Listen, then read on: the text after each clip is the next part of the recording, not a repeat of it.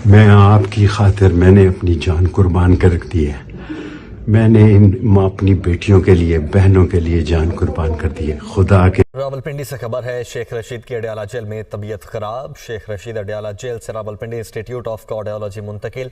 RIC में शेख रशीद का मुकम्मल तिबी मुआयना किया जाएगा। 2002 का इलेक्शन उन्होंने मुस्लिम लीग नवाज के प्लेटफॉर्म पर नहीं लड़ा। मुस्लिम लीग नवाज बहुत मुश्किल में थी, लेकिन वोटर को उन्होंने ये बताया, मुस्लिम लीग नवाज के वोटर को फंसाने के लिए, कि देखो जीत तो मैं इंडिपेंडेंट जाऊंगा तुम्हारे वोटों से, लेकिन ये जो दोनों सीटें हैं मैं जाके नवाज शरीफ के कदमों में। बैकग्राउंड तो नहीं पता, लेकिन मुझे इमरान खान ने मौका दिया जी अपने प्लेटफॉर्म से इलेक्शन लड़ने का, और इंशाल्लाह ताला रावलपिंडी की अवाम ने भी फैसला कर लिया। लिए कलम दवात को वोट दो।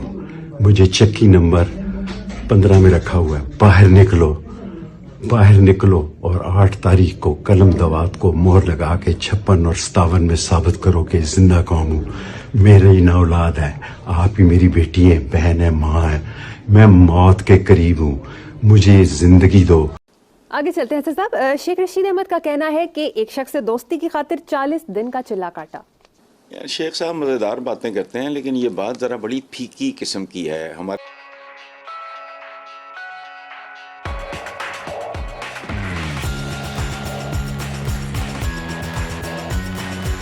डाल दूंगा, और जब वो जीते तो वो दोनों सीटें उन्होंने जाके परवेज मुशर्रफ की टोकरी में डाल दी।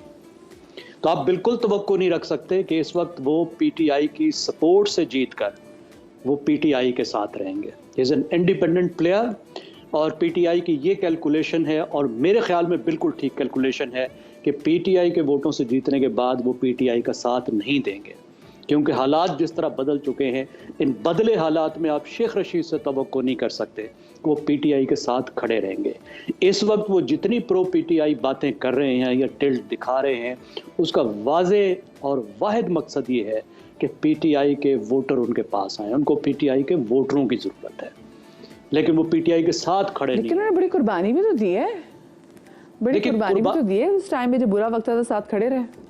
देखिए, बुरे वक्त में भी जब वो खड़े रहे तो उन्होंने एक मिडिल लाइन लेने की कोशिश की है। अब PTI के कन्फ्रंटेशन तो इस्टेब्लिशमेंट के साथ है।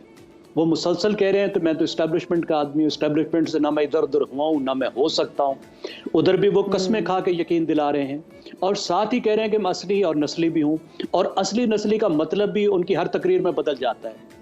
कभी असली नस्ली का उनका मतलब होता है कि मैं इमरान खान के साथ हूँ, कभी असली नस्ली का उनका मतलब होता है कि मैं एस्टेब्लिशमेंट के साथ। हर तकरीर में चीजें बदल जाती थी, तो बस वो बदल रहे हैं इसी तरीके से। खान साहब देख रहे थे तो बानी PTI की भी जिस चीजें में वो जिस चीज के हक में बात करते थे, तो वो तारीख ने दिखाया कि वो इसके मुखालिफ बात भी की है, और ये तमाम तो चीजें तो आपको पता है रिकॉर्ड का हिस्सा भी है। बिल्कुल ठीक है, लेकिन दूसरों को तो इस बात का वो फायदा नहीं देंगे ना।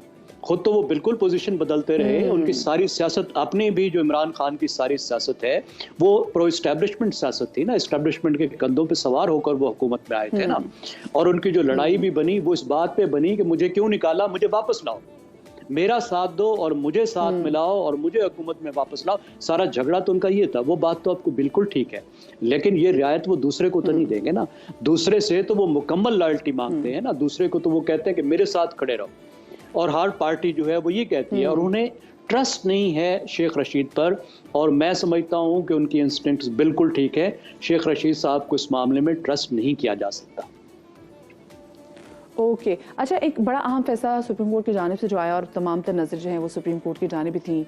हम खुद सारा दिन जो है वो टेलीविज़न देखते हैं, और यही था कि अब ये देखते हैं कि पाकिस्तान तहरीक इंसाफ को बल्ला मिलता है या नहीं मिलता।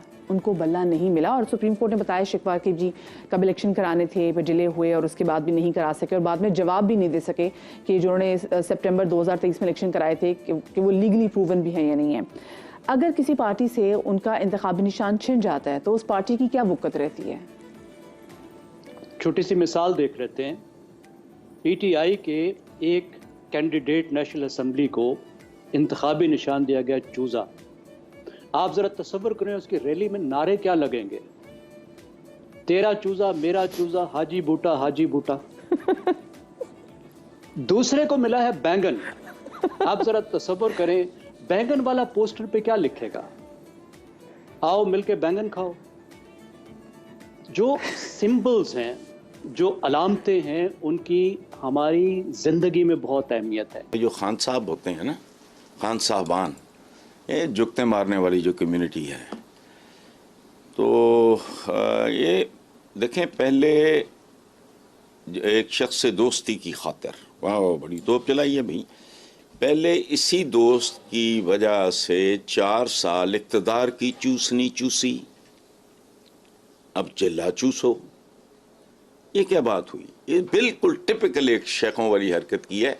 ये कश्मीरी शेख हैं, मेरा ख्याल है ये हमारे शेखों से ज़रा मुख्तलिफ होते होंगे, तो लेकिन नहीं, बात इन्होंने बिल्कुल शेखों वाली की है भाई। पहले चूसनी, अब अब वो क्या कहते हैं उसको, चिल्ला चूसो। पार्ट ऑफ द गेम है भाई, इट इज नथिंग न्यू। ठीक है, अगली खबर। जी। हसन साहब, एक बात जो नून लीग के तर्जुमान अक्सर कहते हैं कि उनको अभी तक सही तौर पर अवाम की खिदमत करने का मौका नहीं मिला। आप तो इनकी सारी सियासी तारीख से वाकिफ हैं, इस बारे में क्या कहेंगे?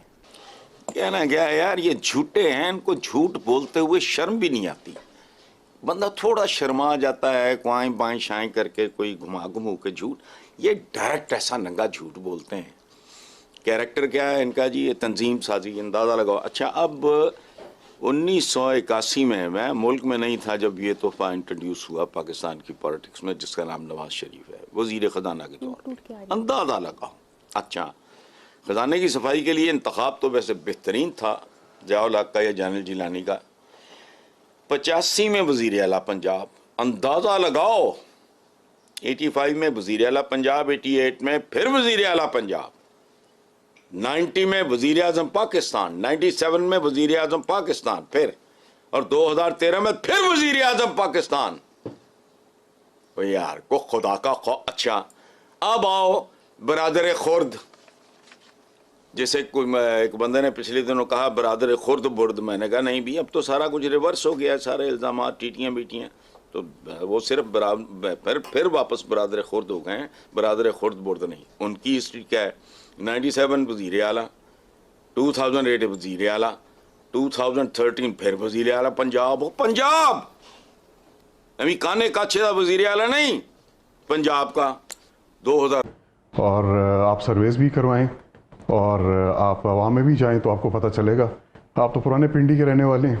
नहीं यार, मैं आप हमारे सीनियर थे स्कूल में, सेंट मेरीज में, and you have got a very good repute. बाउरियाज साहब को कौन नहीं जानता पिंडी में? जी, थैंक आप यू। उनके साहबजादे जी। मेरे वालिद साहब ने भी खिदमत की जी, 5 साल वो नाजिम रहे जी। मैं भी MP रहा हूँ जी, और इलाके की आवाम जो है वो गवाह है, और आप भी गवाह हैं जी कि हमने खिदमत की। हमें बिल्कुल किया आपने, इसमें कोई शक नहीं है। लेकिन इस हल्के में स्पेसिफिकली अगर मैं बात करूं इस हल्के की, तो बड़े अरसे से डोमिनेट करके रखा हुआ है, वहाँ पे डोमिनेट हुआ हुआ है, शेख रशीद ने डोमिनेट किया हुआ है जी। मैं समझता हूँ कि मुश्किलात तो नहीं होंगी आपको? नहीं, हमें कोई मुश्किलात नहीं है जी। हमारा वर्कर चार्ज है, और वर्कर ये समझता है कि ये डू एंड डाई का मसला है। अच्छा। और उन्होंने अपना हक लेना है, और वोट की ताकत से उसने तब्दीली लेके आनी है जी, जो मौजूदा हालात है उनकी। कोई टफ टाइम, क्योंकि इस वक्त होता ही है कि जो भी PTI के कैंडिडेट्स हैं, दे हैव वन रिजर्वेशन या कंप्लेंट्स हैं उनकी कि उनको टफ टाइम मिलता है।